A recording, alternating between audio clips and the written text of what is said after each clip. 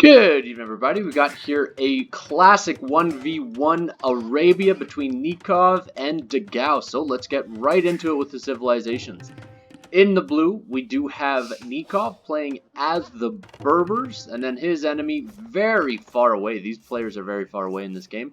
Dogao playing as the Spanish. So two great cavalry civilizations, obviously both with good unique units too in the Castle Age. Two strong units that can do quite a bit of damage to the enemy, especially with their hit and run tactic. So would love to see some of that.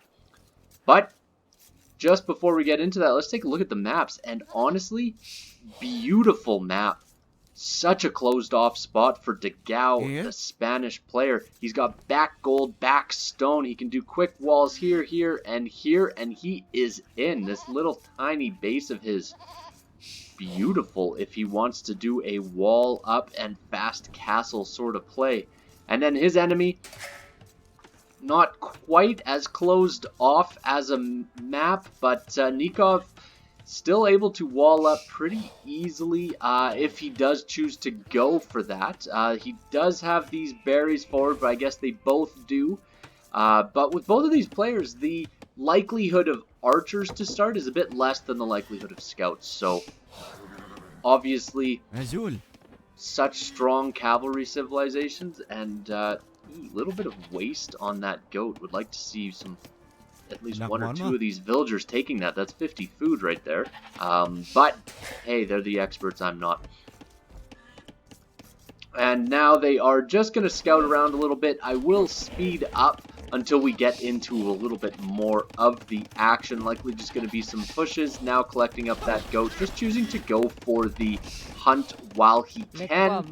He obviously knows that the hunt is going to be a little bit more important. And there we go. Mills going up on the berries, and we've got a forward barracks.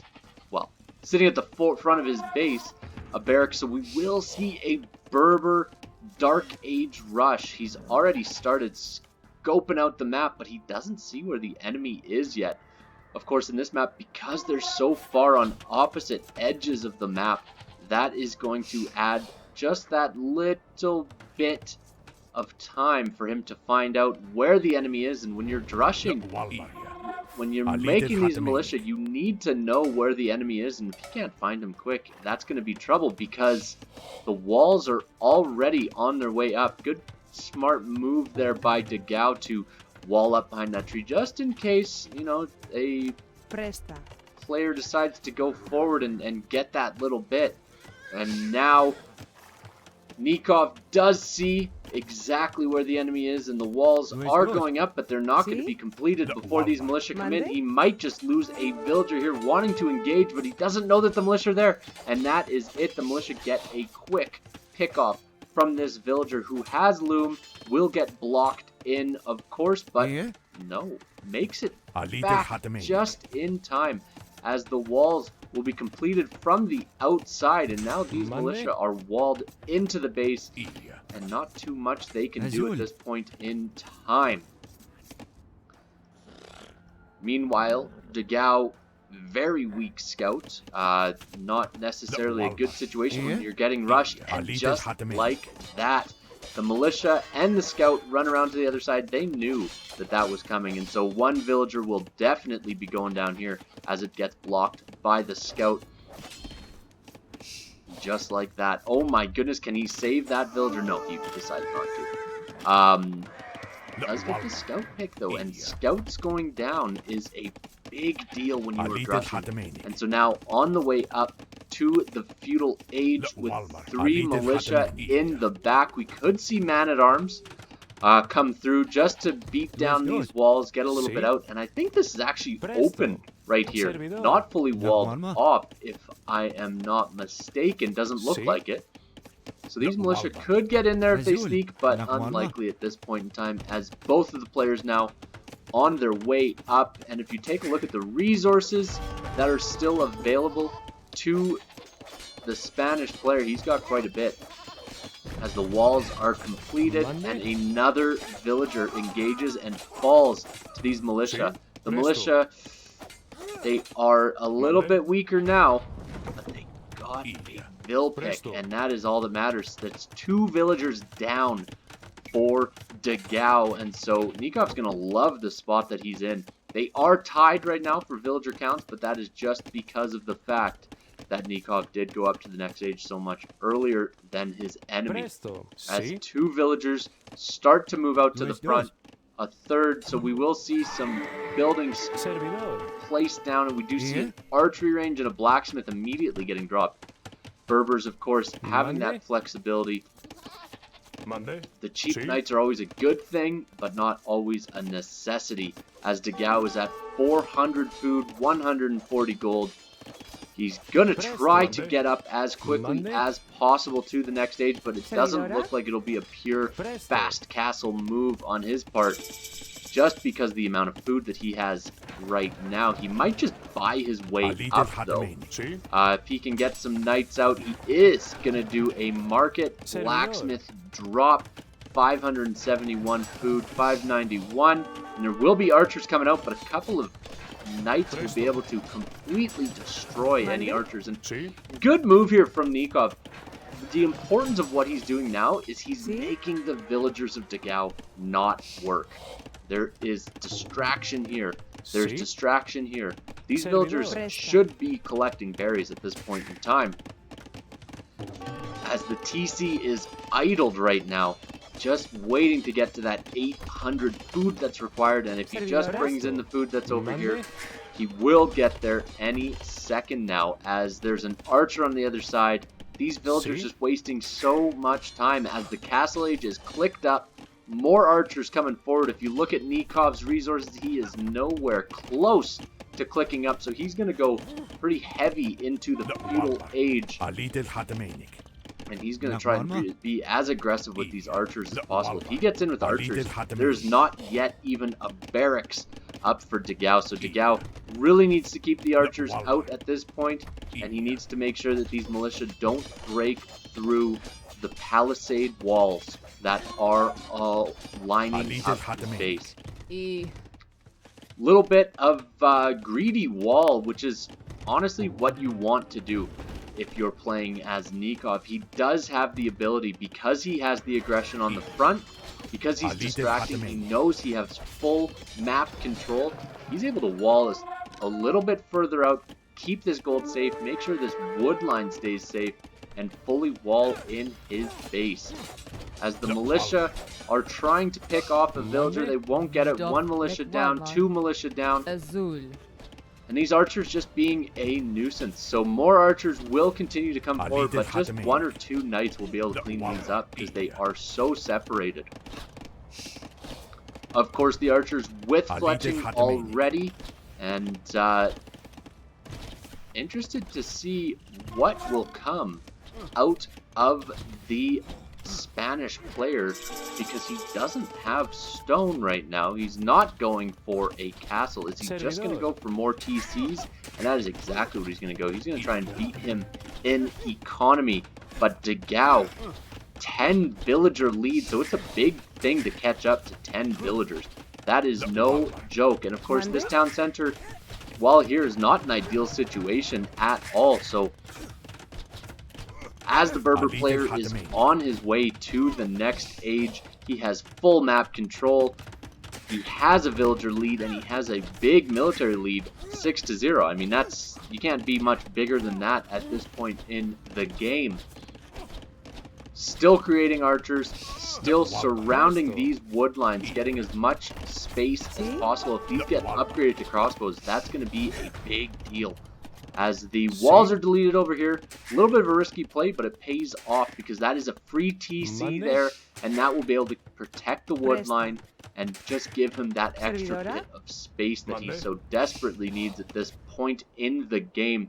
As the archers are retreating, if you're playing right now and you think the enemy's in the castle age, the enemy's gotta be building knights, he's gotta be maybe dropping a castle soon.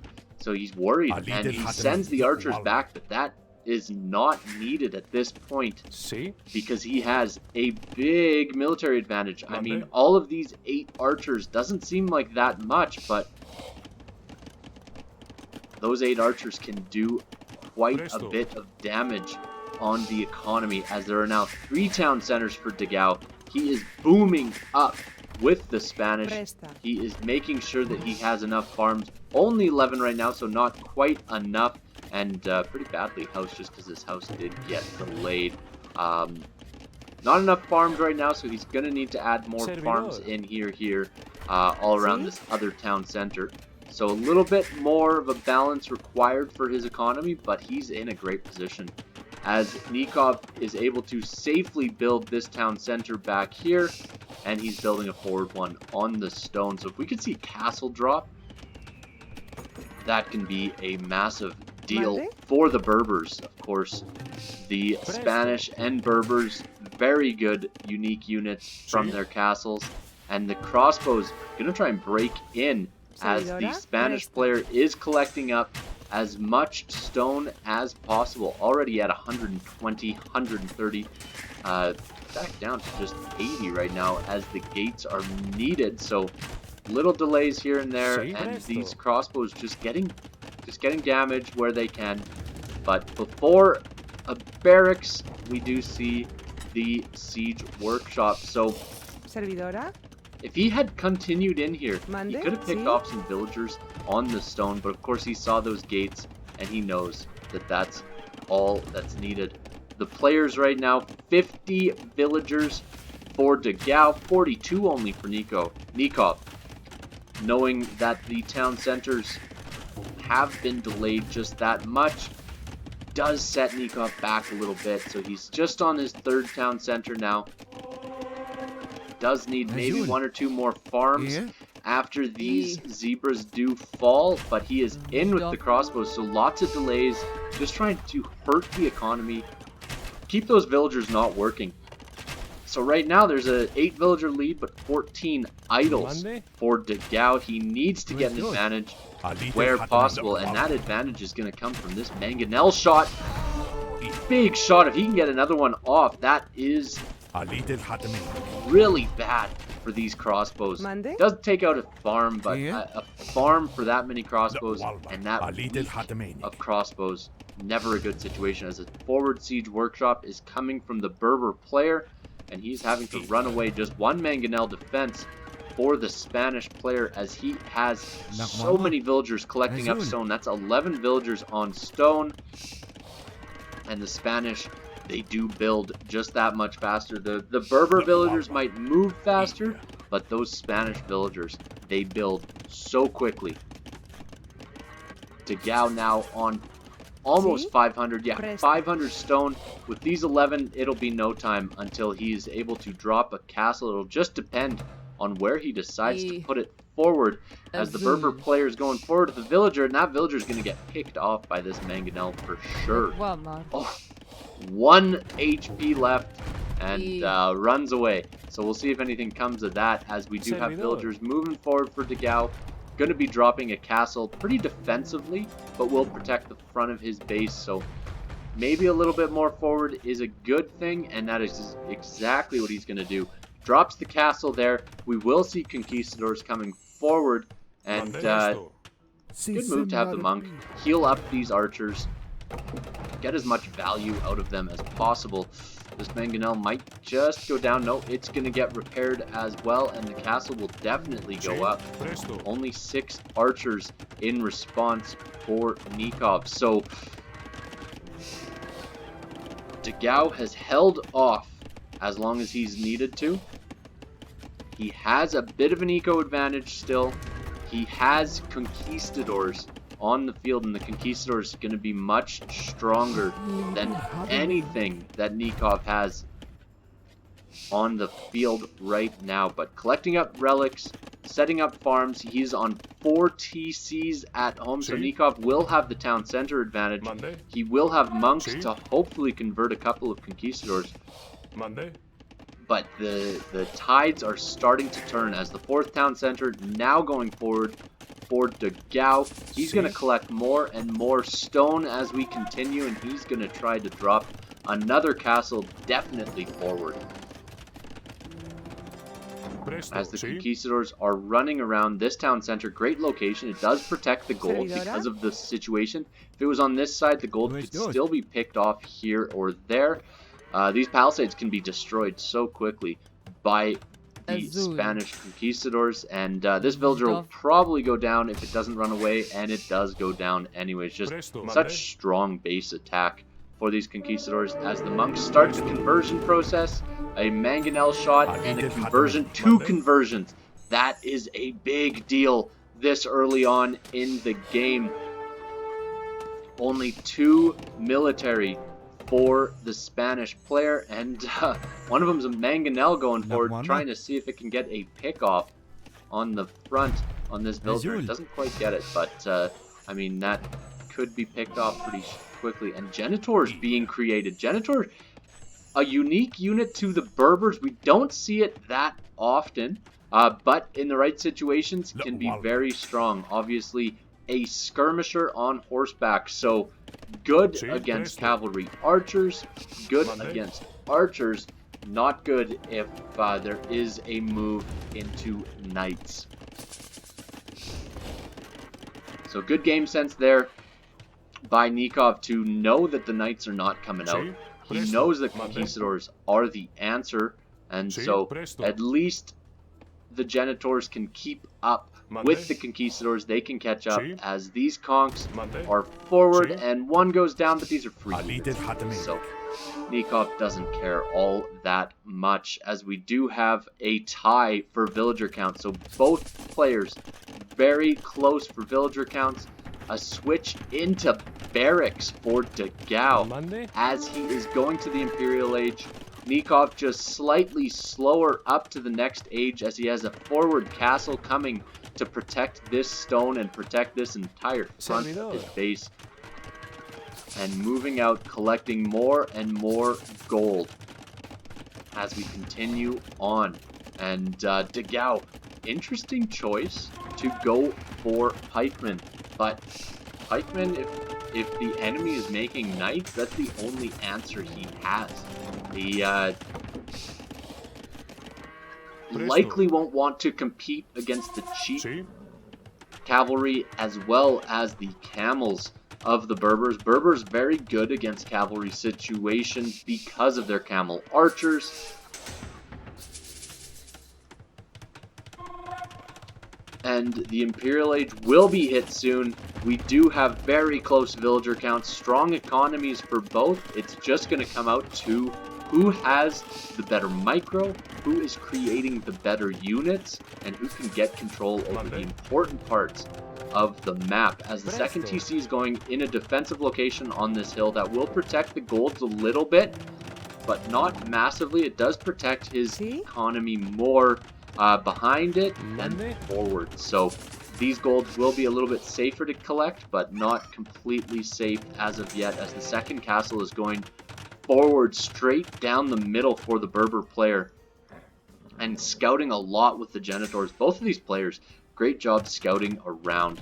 Great job having that map awareness, really wanting to find out where the enemy is, and Nicov wanting to know exactly where the enemy is at all times, as he is creating trebuchets, he is creating his own camel archers, and camel archers, he's already got the archer upgrades, so the camel archers will be able to utilize a lot of those upgrades. They do have 4+2 range right now, 7+2 attack, and he does have some of the defense in as well. So first trebuchet is out, third castle going up, as chemistry is coming in for him as well. One trebuchet on the way out for Dogao. The treb war will be so important, as the first shot is always vital, but only one trebuchet out right now for the Berber player, and there are more being created by the Spanish player. He just doesn't have the trebuchet forward. He needs to be attacking or defending with this trebuchet. It's sitting here, is just buying time for the Berbers. And these Genitors not going to do much damage against these villagers, but will be a nuisance and will have to be addressed sooner or later. The Trebuchet deciding to go for the Siege Workshop. Do not agree with that move, because this castle is falling quick to these two Trebuchets. Lots of units needed to repair, as repairs are coming in on the castle as well. More Trebuchets coming out for both players, and Siege Rams. Good move with the Siege Rams. Siege Ram help. Nothing on the field right now that can react to Siege Ram. The Siege Ram's just going to run down this castle, so both castles will go down. The Trebuchets falling to the Siege Ram so quickly. Just a couple hits and that Trebuchet falls completely apart, as the archers are useless against Siege Rams. Good move here. Dogao just sitting, biding his time, waiting until he can make a move, and this is the move he's going for. Bombard cannons in response, so the mass is starting, but can he take out these Siege Rams? He needs some sort of response. Barracks coming up in response, as these Trebuchets even taking out the Camel Archers here forward too. The Conquistadors not able to do too much against this big of a group, as we see a switch into the Man-at-Arms champion line for the Berber player. I do still prefer the Berber player's position, as he does have the control of the map. He does have the enemy on his back foot, and if he can figure out a solution to these Siege Rams, he can easily defend against pikemen. Of course, Camel Archers able to take out Halberdiers so easily, able to engage very, very quickly. And the Trebuchets being dropped. The Bombard Cannon right there could take out the Trebs, so I don't know how I feel about that, but if the Bombard Cannon isn't noticing this, it can go down, and it makes its way away, as we see the switch into Long Swordsman. Two-handed swordsmen are on the way. Upgrades coming in, and two-handed swordsmen shred everything being developed here, and the GG is called. Those two-handed swordsmen coming in clutch. Obviously, Halberdier, Siege Ram, very strong against archer units, especially Camel Archers. But once these infantry come forward, there is nothing that can be done.